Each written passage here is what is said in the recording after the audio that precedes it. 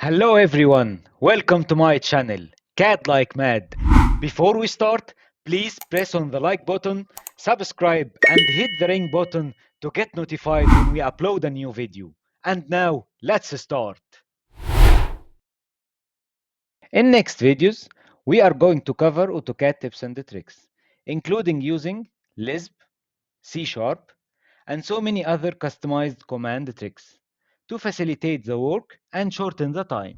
We will go deeper to explore the command center with very attractive and easy way, including but not limited to line, offset, trim, and scale.